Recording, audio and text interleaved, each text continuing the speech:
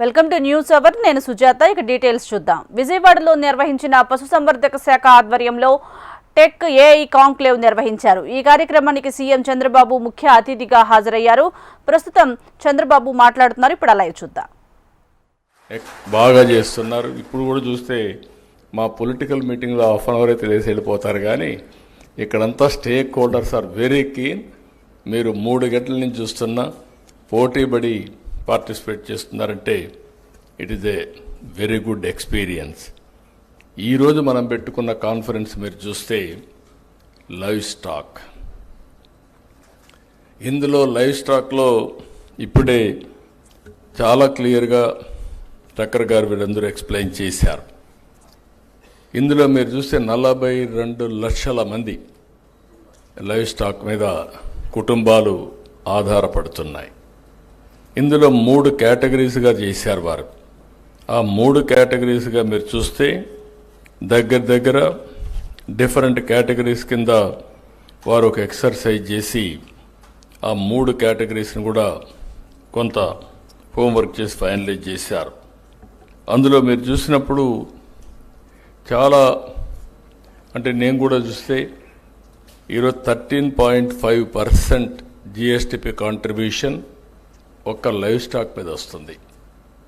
42 లక్షల మందికి జీవనోపాధి ఈరోజు లైవ్ స్టాక్గా తయారైంది. అందులో మిల్క్ ఒకటి, డైరీ ఒకటి, మిల్క్ తర్వాత పౌల్ట్రీ ఒకటి, దీని తర్వాత మీట్ ఒకటి, ఈ షీప్ కానీ ఇవన్నీ. ఇప్పుడు పిగ్గరి కొద్దిగా అక్కడక్కడ ఉంది. ఇవన్నీ చూసినప్పుడు కామన్ మ్యాన్ అంతా కూడా చాలామంది డైరీ వల్ల కరువు జిల్లాల్లో జీవనోపాధిలకు వస్తూ ఉంది. 15 రోజులకు ఒకసారి డైరీ నుంచి డబ్బులు వస్తున్నాయి. ఆ డైరీ నుంచి వచ్చే డబ్బులతో వాళ్ళ జీవనోపాధి కూడా సులభం అవుతోంది. పిల్లలకు స్కూల్ ఫీజు కట్టడం కానీ లేకుంటే ఫ్యామిలీ మెయింటెనెన్స్ కానీ ఇవన్నీ చాలా సులభంగా చేసుకునే పరిస్థితి కూడా వస్తున్నారు. ఇలాంటివన్నీ ఆలోచించినప్పుడు వారు ఇచ్చిన డేటా చూసినప్పుడు చాలా సంతోషం. డాష్ బోర్డ్ ఇప్పుడే మనం చూసాం. దగ్గర 3 టైర్ స్ట్రక్చర్ ఒకటి ఎస్టాబ్లిష్ చేశారు. Tier 3, tier 2, tier 1. ఇందులో 23,431 మంది టైర్ 3లో ఉన్నారు. అంటే వాళ్ళందరూ కూడా 1 లక్ష రూపాయల కంటే కిందన ఆదాయం. రెండో టైర్ చూస్తే 46,982 మంది ఉన్నారు.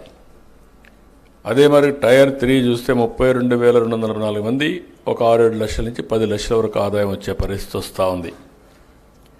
అంటే దీన్ని బట్టి చూసినప్పుడు మనం అందరం కూడా ఆలోచించాల్సింది వీళ్ళ ఆదాయాన్ని పెంచడానికి ఏం చేస్తే బాగుంటుందనో ఒక ఎక్సర్సైజ్ చేశాం. మీరు ఒకే విషయం మనం గుర్తుపెట్టుకోవాల్సిన అవసరం ఉంది. తెలుగుదేశం పార్టీ ఎప్పుడు కూడా ఆలోచించేది ఒక విజన్తో ఆలోచిస్తాం. ఆ విజన్తో మాటలు చెప్పడం కాదు, చేసి చూపిస్తున్నాం. ఎప్పుడు కూడా తెలుగుదేశం పార్టీ అధికారం ఉన్నప్పుడు 5 సంవత్సరాలకు ఒకసారి రైతు ఆదాయం డబుల్ అవుతా ఉంది.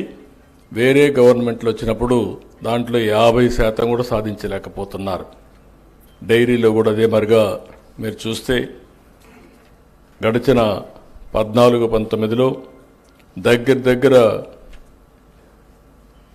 11%, 21% CAGR సాధించాం ఒక డైరీలో. నేను ఆ రోజు కూడా ఒకటే ఆలోచించాను, డైరీ అనేది చాలా ముఖ్యం, జీవనోపాధి అని చెప్పి ఇప్పుడు మాట్లాడిన మిత్రులు చాలామంది మాట్లాడారు. వాళ్ళందరూ చెప్పింది కొన్ని సజెషన్స్ కూడా అప్పుడు ఇచ్చారు. అప్పట్లోనే సైలేజ్ ప్రారంభించాం.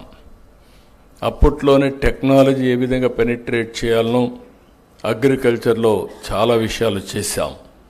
అవన్నీ కూడా రాను ఇదే పరిస్థితి వచ్చింది. ఈరోజు ఇన్ని ఒడుకుదుడుకులు సరిగా చేయకపోయినా ఈ సంవత్సరం మనం చూస్తే 1,69,000 కోట్ల రూపాయలు లైవ్ స్టాక్లో జిఎస్టిపి కాంట్రిబ్యూషన్ ఉంది.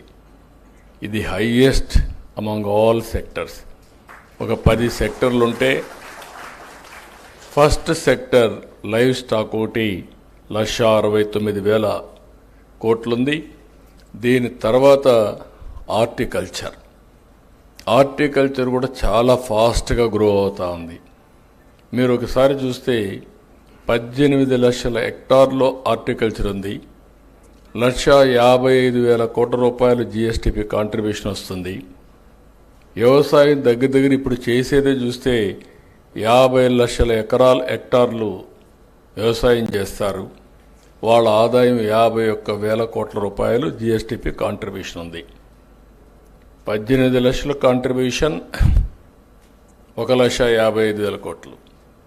50 లక్షల హెక్టార్ల కాంట్రిబ్యూషన్ 51,000 కోట్ల కాంట్రిబ్యూషన్. అది చూసిన తర్వాత మొన్నే ఆదేశాలు ఇచ్చాను, డబల్ చేయమని.